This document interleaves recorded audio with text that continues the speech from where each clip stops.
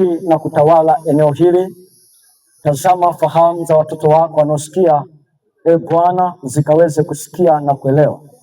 Fungua masikio yao ya rohoni na ya mwilini waweze kusikia neno la uzima na waweze kupata ufahamu, na hatimaye Bwana waweze kuelewa, waweze kuokolewa katika jina la Yesu Kristo, amen.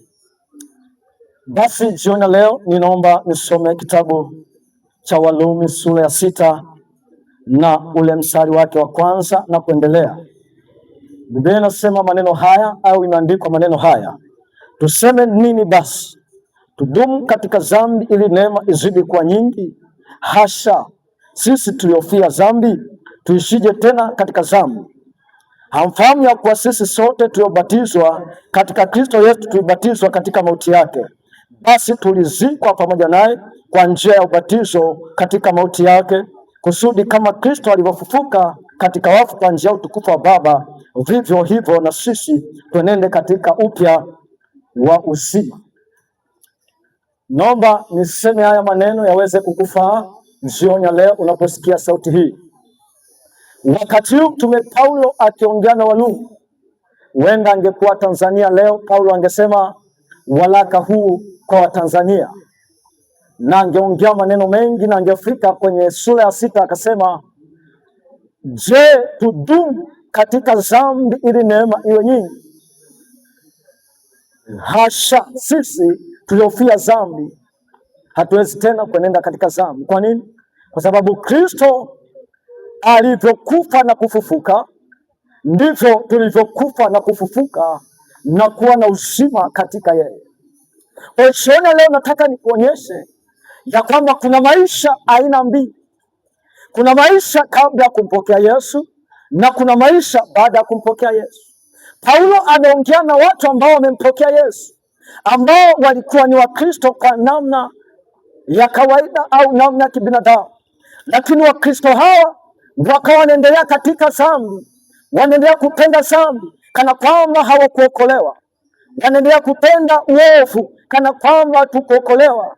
Lakini Paulo akiwa amejaa wivu wa Bwana, akiwa amejaa huzuni moyoni kwa sababu ya dhambi, akauliza, je, tuendelee kupenda dhambi kwa sababu neema ipo?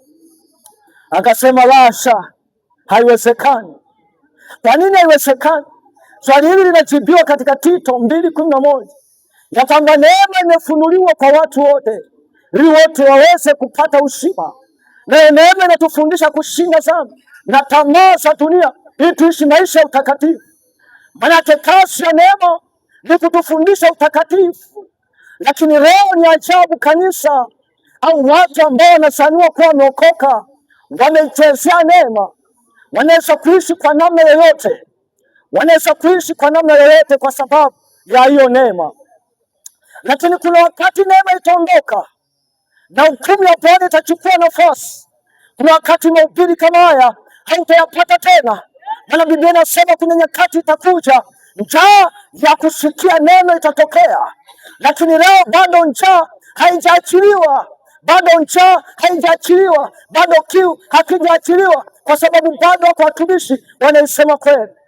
Nimetuma kulikumbusha kanisa na kukumbusha ulimwengu ni nyakati za kutubu, wala sio nyakati za kujifesha katika dhambi. Paulo atalitazama kanisa, akaona watu wanenenda kwa tabia zao za mwilini.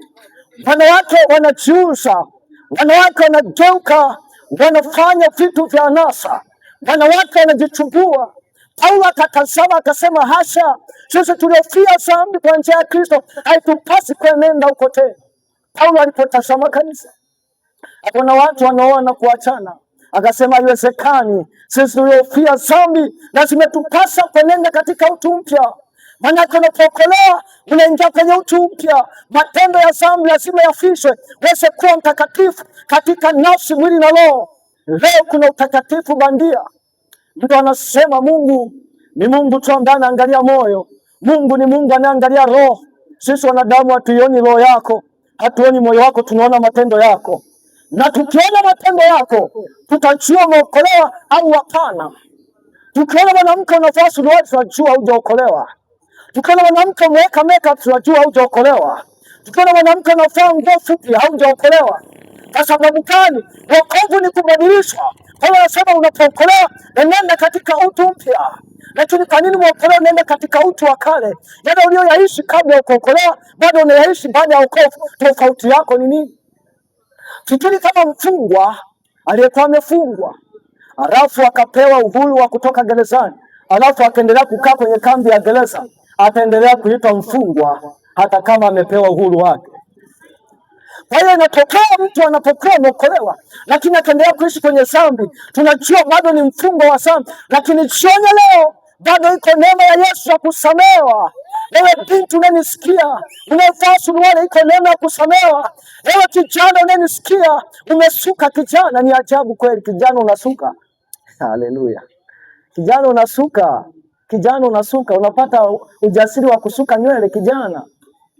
Kijana unapata ujasiri wa kunyoa denge kijana. Binti unapata ujasiri wa kutomboa pua. Binti unapata ujasiri wa kutomboa sikio. Mwili Mungu aliyokuumbia mzuri kwa namna ya ajabu, wewe una uharibu.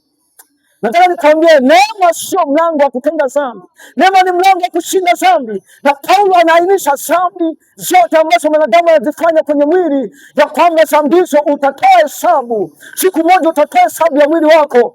Utasimama kwenye kiti cha hukumu, Mungu akuulize, nilikupa sikio likiwa halina tundu, ulilitoa wapi ile tundu? Nasema nilikuwa naweka urembo. Atauliza kwa ajili ya nini? Utakosa majibu. Urembo una muda, makeup sina muda, heleni na muda. Ndio maana kila mwaka zinabadilika, lakini uzuri wako wa asili hauna muda. Wewe ni wa kudumu kwa sababu haukutokana na vitu bandia.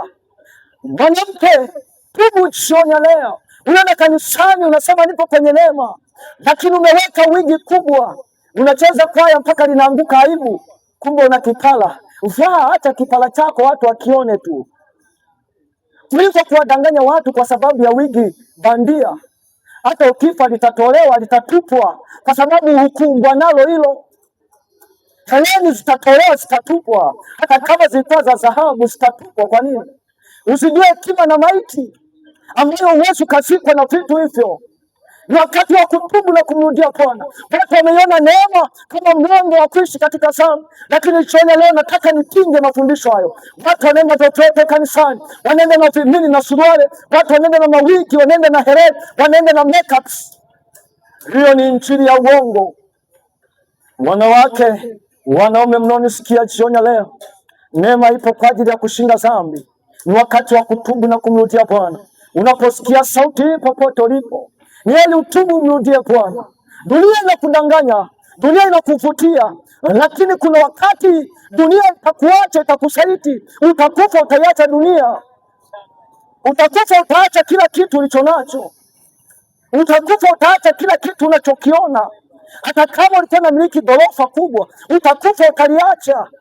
Kwako watu wanamiliki magorofa, walikuwa matajiri duniani, walikufa wakaacha utajiri. Walikufa wakapita. Kila kitu kinapita mwanadamu. Mpe Bwana jioni leo. Unaposikia sauti siku ya leo, mrudie Bwana Muumba wako. Unaposikia sauti, ni wakati wa kutubu na kumrudia Bwana Muumba wako. Ni wakati wa kutubu. Neema bado ipo, neema bado ipo. Usipate ujasiri wa kuendelea katika dhambi. Upo unanisikia vizuri hapa, unatamani hata kunipiga mawe. Siku hiyo unaweza ukakumbuka sauti hii. Ni heri kabla hujachelewa uweze kutubu dhambi zako. Hebu fikiri tu kwenye orodha ya ufahamu wako. Fikiri tu kwenye orodha ya ufahamu wako, ni dhambi gani itakuzuia mbingu? Orodhesha tu mawazo yako kwa utulivu na utafakari. Ni kitu gani ambacho kitakukosesha mbingu? Labda umekopa mikopo ukahamia hata mji huu ulikotoka na daiwa, unatakiwa urudi ukalipe. Maana Biblia inasema wanaodhulumu hawataingia kwenye uzima wa milele. Utaonekana umebadilisha na mtaa vizuri, lakini mbingu inajua wewe ni mzulumaji, na wanaodhulumu hawataingia mbingu. Wewe unanisikia leo, umeacha mkeo kijijini, umehama mtaa ukaja na ukaolewa. Ni kweli umewaficha watu wa eneo hilo hawajui, na ukabadilisha na namba za simu ili usiweze kupatikana. Mungu anakujua.